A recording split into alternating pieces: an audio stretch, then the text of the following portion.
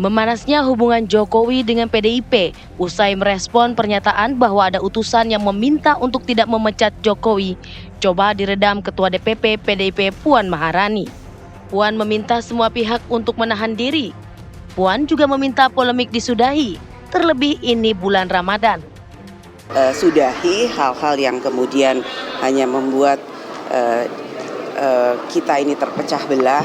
Sudahi hal-hal yang membuat kita ini kemudian hanya berkutat dengan hal-hal yang kemudian membuat kita itu saling berprasangka, apalagi ini di bulan Ramadan, bulan yang penuh berkah. Marilah kita berpikir positif dan kemudian ayo kita sama-sama bangun bangsa ini bersama-sama dengan berpikiran positif. Tapi dengan Pak Jokowi sama PDIP baik-baik aja ya Mbak ya? Ya kita semua pastinya manusia yang tidak sempurna, kita semua pasti punya masa lalu. Tapi kita ingat bahwa membangun bangsa itu nggak bisa sendirian. Ditemui awak media di kediamannya, Jokowi hanya diam saat disinggung adakah kemungkinan islah dengan PDIP. Terkait pertanyaan tersebut, Jokowi tidak menjawab, namun justru balik bertanya bahwa siapa yang memulai terlebih dahulu. Apakah ada rencana islah dengan PDIP? Tuh, yang memulai itu siapa? Kita nggak ada apa-apa. Memang tidak ada masalah ya Pak? Nggak ada masalah. Sebelumnya hubungan Jokowi dan PDIP sempat memanas pada tahun 2024 lalu.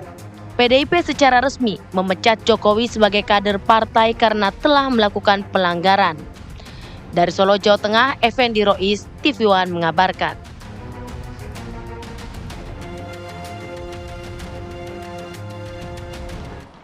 Ya pemirsa, momen hangat terjadi saat Presiden ke-7 Republik Indonesia Joko Widodo dan Ketua DPP PDIP Puan Maharani hadir dalam buka puasa bersama Partai Nasdem.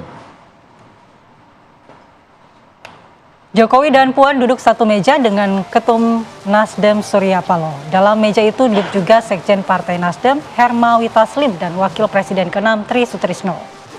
Dalam kesempatan ini Jokowi sekaligus menjawab pertanyaan awak media soal hubungannya dengan Ketua Umum PDIP Megawati Soekarno Putri. Menurut Jokowi, hubungan dirinya dan Puan masih terjalin hangat dan yakin hubungan dengan Megawati ke depan akan baik-baik saja. Sudah ada tanda-tanda damai ya? Betul. Kalau kita lihat ini Partai Nasdem membuat suasana adem, ya nggak, bagi Jokowi dan juga PDIP. Kita simak berikut pernyataan dari Presiden Republik Indonesia ke-7 Joko Widodo. Hubungannya emang hangat betul, emang hangat dengan Mbak Puan hangat. Kalau dengan Ibu Megawati? Dengan Ibu apakah nantinya akan bakal pertemuan dengan Ibu Megawati setelah Mbak Puan?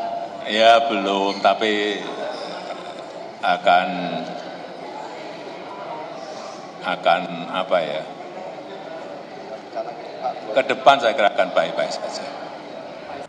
Ya pemirsa, tadi kita sudah menyimak bagaimana pernyataan dari Presiden Republik Indonesia ke-7 Joko Widodo yang bilang anget, nggak ada apa-apa, begitu. Dan ya. sebelumnya juga Puan Maharani mengatakan emang sudahi saja. Betul, ketegangan ini, apalagi ini bulan Ramadan. Udah mau lebaran di tanda-tandanya, saling memaafkan begitu ya. Tapi pernyataan Puan Maharani ini kemudian ditanggapi oleh Jokowi, siapa yang mulai duluan? Wah. Ini sepertinya ini mau damai atau sebenarnya mau lanjut ya? Ragu-ragu icu kalau katanya. Kita kan akan begitu. bahas dengan narasumber kita yang sudah hadir di studio. Sudah ada Bang Freddy Damanik, Wakil Ketum Projo. Selamat pagi Bang Freddy. Selamat pagi Bang Freddy. Kemudian juga ada Bang Pangi Syarwi, analis politik. Selamat pagi Bang Pangi. Pagi Mbak Mala, Bang Philip. Selamat pagi. Kemudian via daring juga sudah tersambung Bang Guntur Romli, politikus PDIP. Selamat pagi Bang Guntur. Pagi Bang Guntur. Ya, selamat pagi. Assalamualaikum. Waalaikumsalam. Mungkin kita tanya dulu ya Bang Freddy. Bang Freddy, kalau tadi Pak Jokowi mengatakan hubungannya dengan Ketum PDIP sebenarnya hangat. Tapi sebelumnya dia mengatakan siapa sih yang mulai duluan? Ini gimana mengartikannya Bang Freddy? Loh, saya miss ya. Emang ada beliau bilang hubungannya dengan Ketum PDIP hangat? Yang tadi? Yang tadi dengan Ibu ditanya. Puan. Mungkin Ibu Puan. Ya, kan? Kalau waktu ditanya Ibu Mega kan mungkin nanti pada akhirnya. Oh jadi yang ketua Ibu Meganya belum? Baru Ibu kan, Puan? Pak Jokowi jawab jelas. Nanti pada Sama akhirnya, puannya berarti ya. ya pada akhirnya akan baik-baik saja. Yes. Ya itu kan jelas statementnya. Pada akhirnya akan Berarti baik-baik. bukan sama Ibu Ketum. Ya, tadi jelas. Sama Ibu Puan. Pada akhirnya nanti ini kan apapun ceritanya memang namanya politik ya. Yes. Namanya politik. Ini kan satu rangkaian panjang mungkin setelah Pilpres ya, setelah Pilpres sampai sekarang kemudian kasus Hasto terus dibawa-bawa. Puncaknya ini kan pada saat kasus Hasto tiga katakan statement terakhir, 3 narasi-narasi terakhir PDIP yang membuat suasana ini menjadi panas. Tapi alhamdulillah puji Tuhan ya, dengan adanya kami sangat respect lah ya, respect sekali Mbak Puan Maharani, statementnya yang terakhir, 2 yang terakhir ya, beliau menurut saya mengademkan situasi ini, dan kita sangat setuju ya, kan ngapain sih kita terus sampai kapan ini perselisihan, keributan yang menurut kami tidak produktif. Apalagi seperti saya bilang tadi, kalau perselisihan ini ketika ada momentum, misalnya pemilu, pilpres, bisa diterima nalar, ya bisa logikanya ada. Tapi ini ketika tidak ada momentum, oke lah bagi mereka, bagi PDIP mungkin momentumnya kasus Hasto.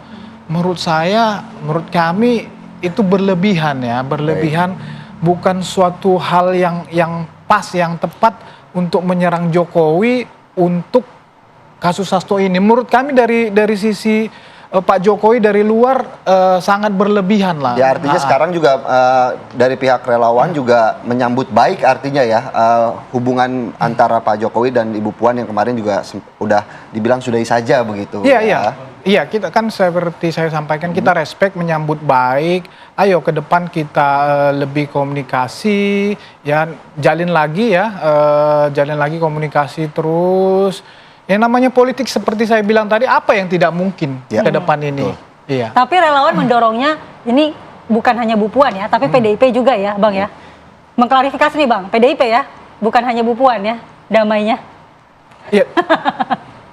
Pak Jokowi statementnya jelas, nggak perlu kita terjemahkan lagi. Dengan Mbak Puan selalu baik, dengan Bu Mega dia percaya ke depan akan menjadi baik. Artinya ada proses di situ, ada proses setelah mungkin pemilu 2024 kemarin, Pak Jokowi percaya itu akan bisa menjadi baik ke depannya. Langsung saja kita ke Bang Guntur. Bang Guntur, bagaimana gayung bersambut? Ya, saya kira apa yang disampaikan Mbak Puan itu kan pernyataan yang normatif ya, mengajak untuk kita menyudahi apapun konflik dan dalam suasana bulan Ramadan, ya kan. Nah, cuma kan ketika itu ditanya ke responnya Pak Jokowi, yang kita simak kan siapa yang memulai. Jadi menurut saya ini sebuah respon yang tidak bijak. Jadi kalau Anda menganggap bahwa responnya Mbak Puan itu bijak, ya pernyataan Mbak Puan bijak, tapi responnya Pak Jokowi itu menurut saya masih tidak bijak, gitu kan. Tapi apapun ya soal relasi antara PDI Perjuangan dengan siapapun ya, kita kan kalau melihat dalam konteks ini kan sikap resmi partai, sikap dari Ibu Ketua Umum. Ya banyak analisa bahwa di situ terjadi ada perbedaan misalnya antara Mbak Puan dengan PDI Perjuangan atau dengan Ibu Megawati Soekarno Putri.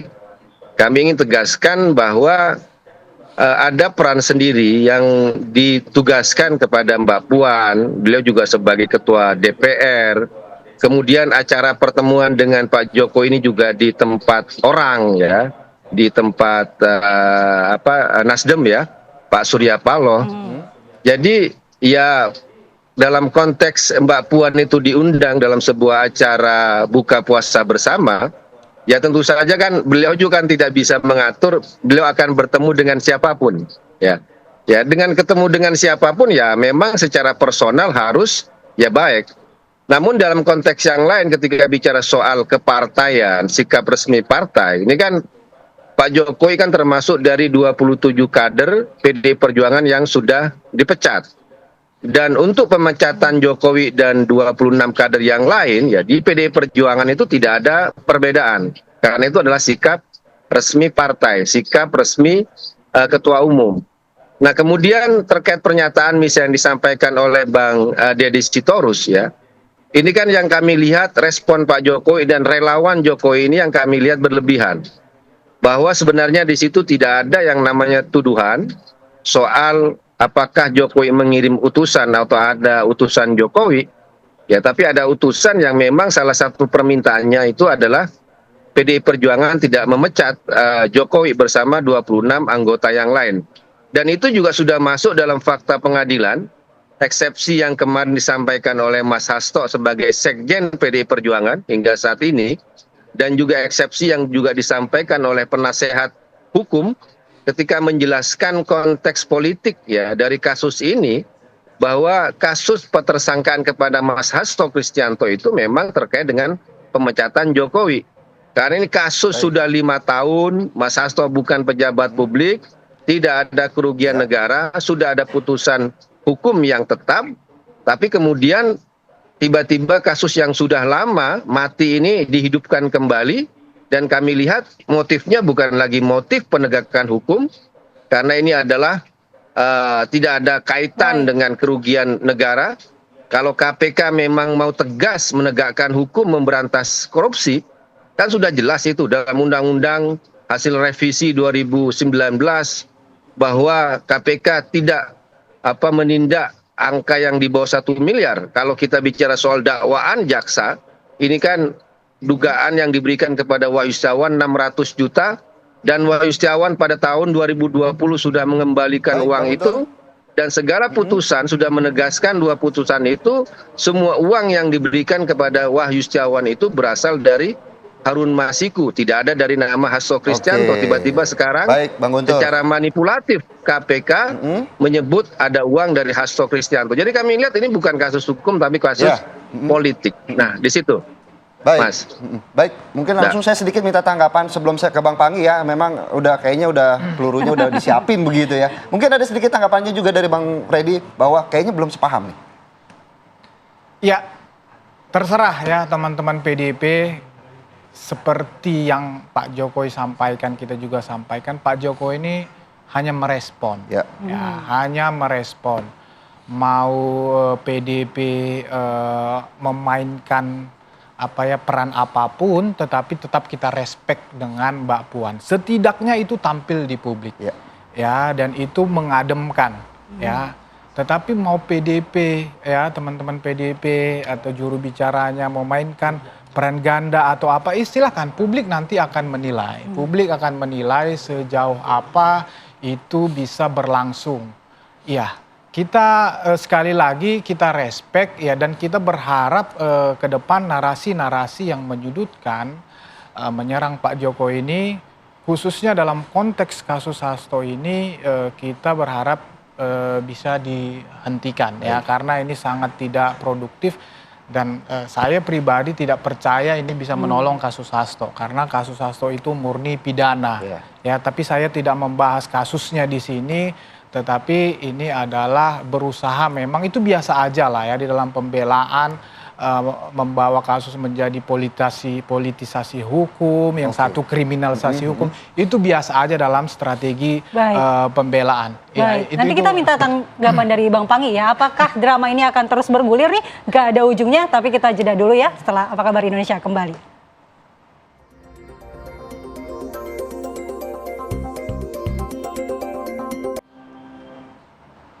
Kembali di Apa Kabar Indonesia Pagi, saya mau ke Bang Panggi. Bang Panggi, kalau melihat ketegangan ini, tadinya sih Puan Maharani menginginkan bahwa ketegangan ini mereda, disudahi saja. Tapi tanggapan Jokowi ternyata seperti itu. Menurut Anda, mengartikannya atau catatan Anda seperti apa?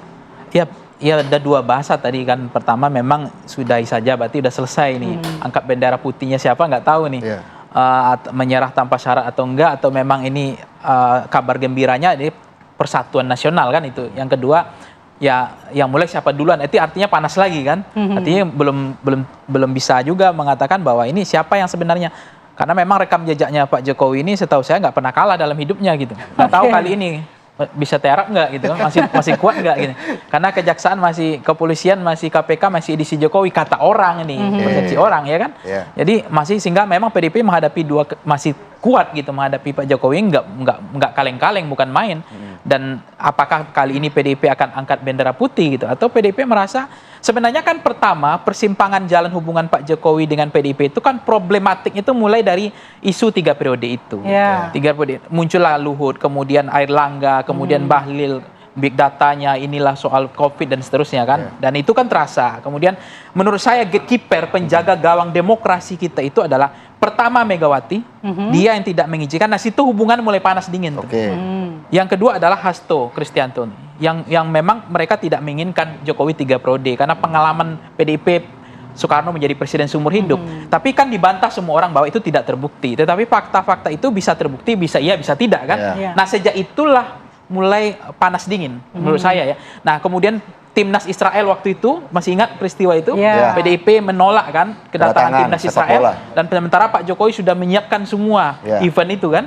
Nah, kemudian terjadilah mulai ada apa. Nah, puncaknya klimaksnya hubungan Pak Jokowi pisah jalan ini, di persimpangan, awali persimpangan kemudian pisah jalan, itu adalah ketika Pak Jokowi dianggap persepsi publik tidak ikut garis partai. Garis partai merekomendasikan Ganjar Pranowo sebagai calon presiden. Karena PDIP sudah menasbihkan dirinya, menstempel dirinya sebagai kader PDIP, tiba-tiba Pak Jokowi dianggap banting setir, mendukung salah satu calon presiden yang lain. Nah, sejak itu kemudian muncul, puncaknya adalah pemecatan yang dilakukan oleh PDIP. Bukan oleh Hasto, mungkin bukan oleh Ibu Megawati, tapi oleh PDIP. Dan Pak Jokowi nampak-nampaknya katanya yang dikirimkan kemarin orangnya itu, dia tidak terima dipecat itu, sehingga konsekuensinya Hasto harus ditersangkakan. Di situ orang melihat konteks politiknya. Tapi kalau konteks hukumnya ya silakan saja kan. Bahwa disitulah kemudian Pak Jokowi tidak terima dengan kondisi dia dipecat seperti itu. Nah, artinya apa? Setelah rangkaian peristiwa yang begitu panjang ini, kita mencermati apa yang terjadi dengan konteks hari ini, PDIP dengan Pak Jokowi ya. Ini kan pertarungan yang tidak mudah melihat pertarungan seperti ini. Nah, ini intinya sebenarnya mau sampai kemana? Apa mau disudahi kapan? Atau sampai kapan? Mau diselesaikan atau tidak kan? Nah, kalau kita mencermati, ini Pak Jokowi dengan PDIP ini kan mutual understanding dari dulunya. Ini kan bolanya sederhana, Mbak. Kalau waktu itu Pak Jokowi mendukung Ganjar, PDIP, itu kan kata orang kan siapa yang dukung Pak Jokowi waktu itu endorse menang. Kan begitu dulu. Kemana intensitas, lihat loh, elektabilitas Ganjar itu kan sempat naik. Begitu bandulnya arahnya intensitas Jokowi beda, kan mulai itu Ganjar meredup tuh. Nah, kan orang bilang, ada persepsi publik bilang, ini karena Pak Jokowi nggak dukung Ganjar aja kok masalahnya. Tapi kemudian kan drama ini seolah-olah tidak menemui jalan tengah begitu ya Bang Panggi. Lalu mau dibawa kemana sebenarnya kalau misalnya memang ini bukan real untuk memperbaiki hubungan? Ya, real hubungan itu sebenarnya mereka ini semua punya saham. Pak Jokowi punya saham, PDIP punya saham. Jokowi bukan siapa-siapa kalau bukan karena PDIP. PDIP bukan siapa-siapa katanya kalau bukan karena Jokowi. Karena waktu itu secara, kalau jurnal yang saya baca tentang electoral studies ya, presiden yang tingkat kepuasannya tinggi itu akan diikuti oleh masyarakat atau pemilih, akan memilih partai presiden incumbent. Artinya apa? 2 periode PDIP menang itu dianggap ada sahamnya Pak Jokowi juga. Dan Pak Jokowi diselamatkan oleh PDIP mulai dari keluarganya, mulai dari Solo sampai ke Medan, sampai Pak Jokowi jadi presiden dari gubernur sama wali kota. Kan PDIP tinggal minta 1. Kalau 3 periode nggak bisa ditawar lagi. Nah, sejak itu kan mulai menurut saya itulah mulai panas dinginnya. Nah, puncaknya itu adalah pemecatan Jokowi. Itu puncak perang dinginnya. Tapi menurut saya orang mengatakan bahwa Hasto tidak ada kaitan dengan politik. Ya nggak mungkin karena ini rangkaian. Kalau begitu ya udah usut dong kasus-kasus yang lain, private jetnya KPK edisi Jokowi misalnya kata orang. Kalau memang nggak mau buktikan Pak Jokowi, oh ini KPK bukan edisi Jokowi, private jet. Kemudian yang kasus yang di Maluku yang bunyi itu, tambang itu, yang Blok Medan itu usut dong. Kita minta tanggapan Bang Guntur. Bang Guntur, mungkin minta tanggapannya. Ini sebenarnya PDIP dan Jokowi ini sebenarnya sama-sama saling memanfaatkan ya. Simbiosis mutualisme begitu. Setuju nggak tuh Bang Guntur?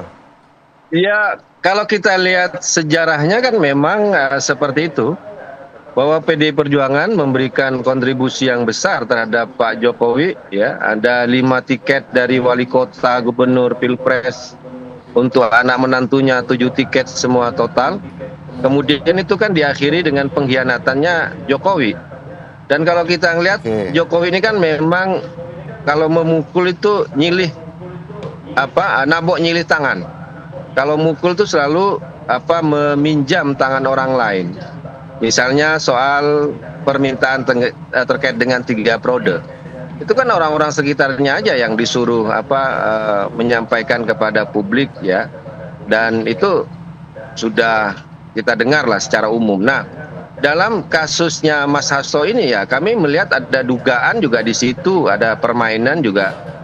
Ya paling nggak pengaruh dari Pak Jokowi terkait dengan misalnya kalau kita bicara pengangkatan komisioner KPK yang masih terhubung dengan Pak Jokowi, komisioner KPK yang baru ini. Karena kami lihat tanggal 20 baru dilantik, tiba-tiba 20 sore sudah gelar perkara kasusnya Mas Hasto. Ini kan menurut kami keanehan yang luar biasa ya dalam konteks kasusnya Mas Hasto.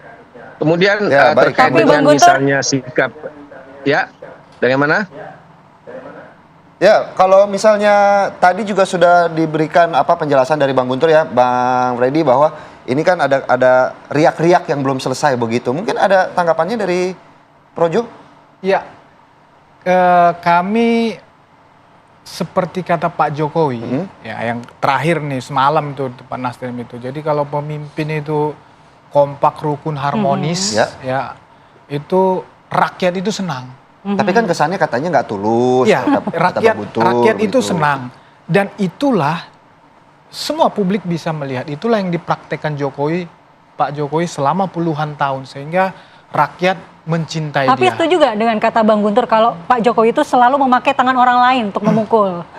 Ya itu kan persepsi, itu kan pendapat, sah-sah saja. Tetapi seperti yang saya katakan tadi, Pak Jokowi ini, ya saya merespon beliau ini juga, kekuatan Pak Jokowi itu adalah dia itu di rakyat, dicintai rakyat. Ketika siapapun yang menolak itu, mendinai itu, menafikan itu akan rugi sendiri. Itu akan rugi sendiri.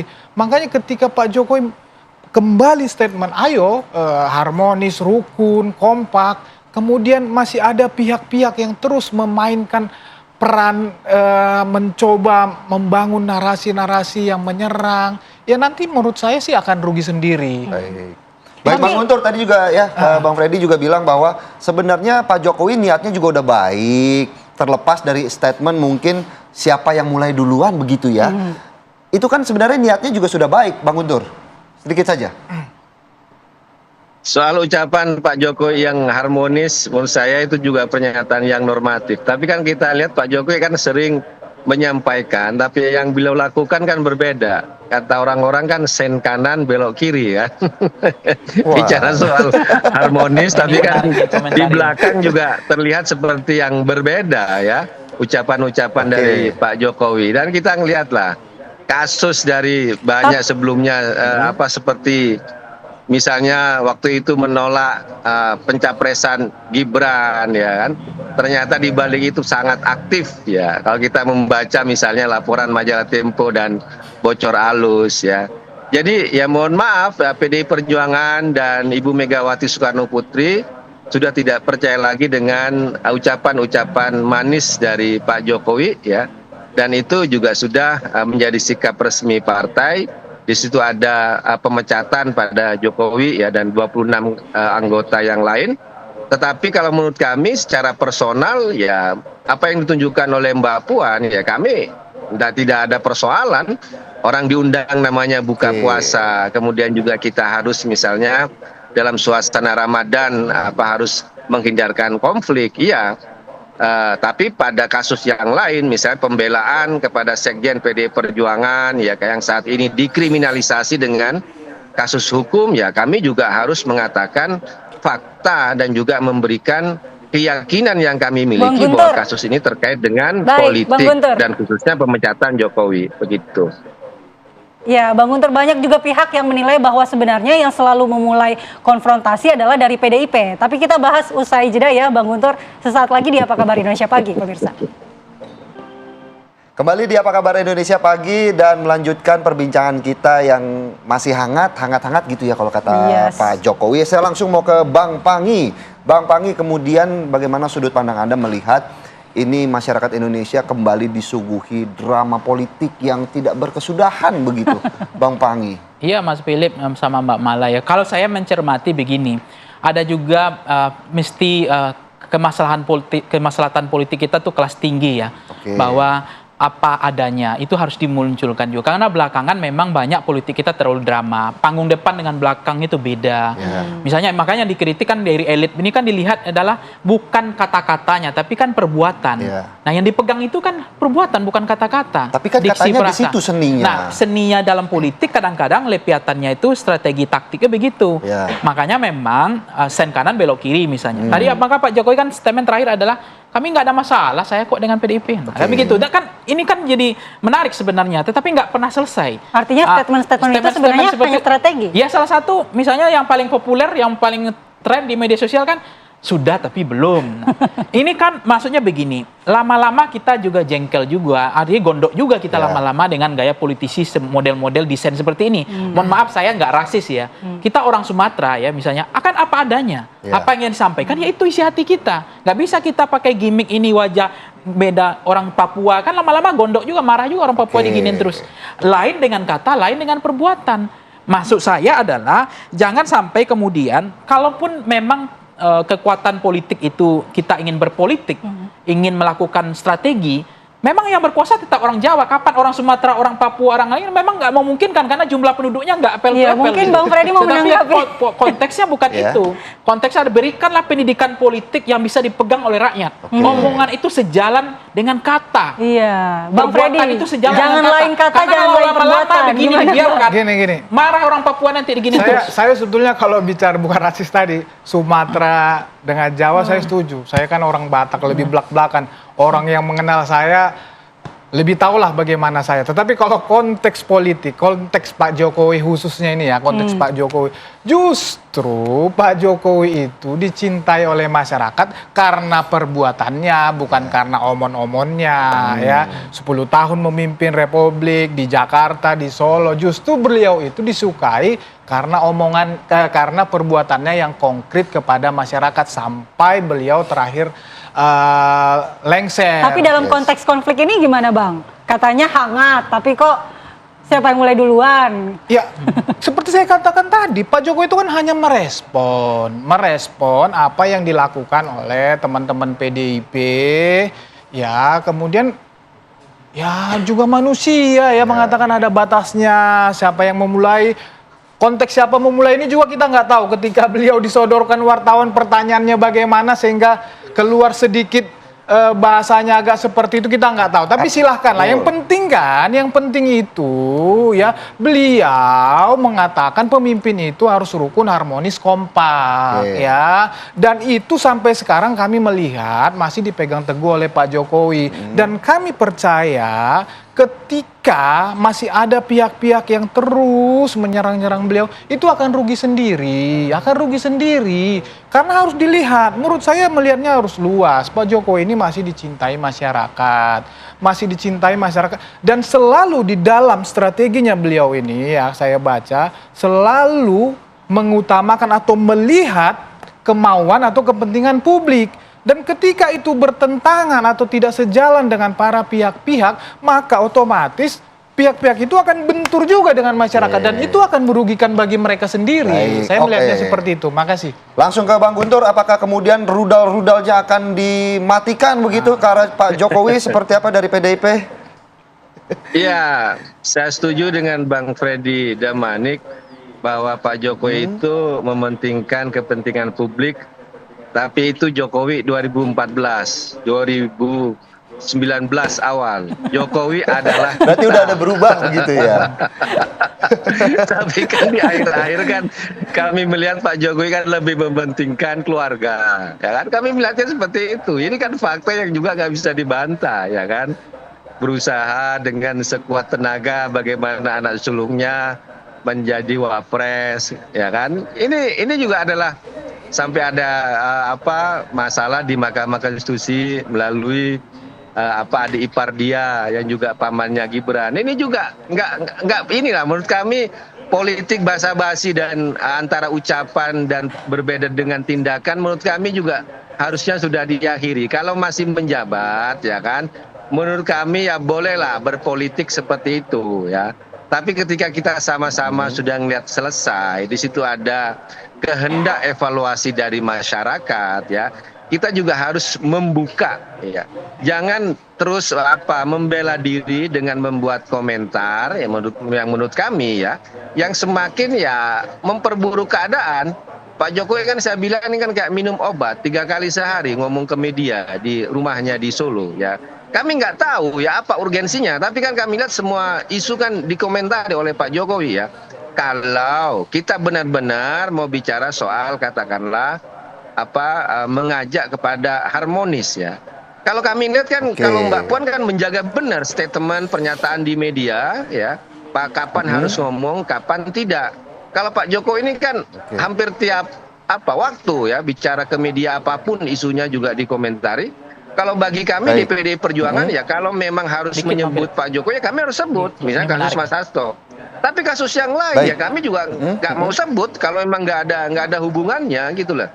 Jadi jangan dianggap bahwa ketika kami bicara soal Pak Jokowi kami hanya mau mengaitkan Pak Jokowi, enggak kok. Ya kami ya kalau kasusnya memang ada hubungannya kami sampaikan begitu.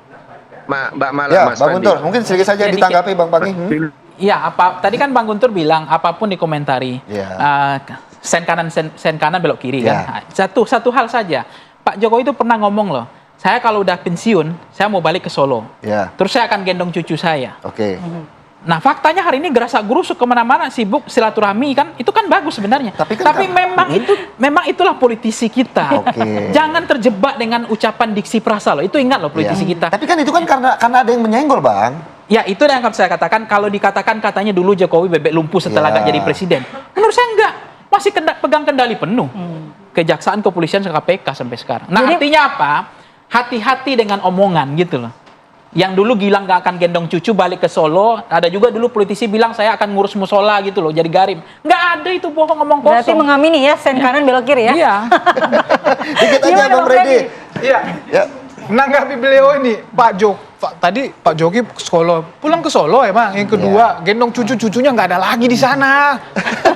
Yang ada itu masyarakat yang berjibun datang. Ya itu yang dilayani. Jadi menurut saya sampai sekarang Pak Jokowi masih tetap konsisten dengan perbuatan, dengan apa yang dikatakannya, dengan kemauan masyarakat, masih itu yang konsisten. Terima kasih Bang Freddy, Bang Pangi, dan juga Bang Guntur atas waktunya yang tentunya kita berharap drama politik ini berakhir pas Lebaran. Iya, kita maunya damai-damai ya, maaf-maafan dia sebelum Lebaran. Semoga bisa open house, justru bisa datang bareng kan, begitu ya. Dan dialog ini sekaligus menutup jumpa kita di Apa Kabar Indonesia Pagi hari ini. Saya Filbus Yonaso. Saya Niko Mala, terima kasih perhatian Anda, sampai jumpa.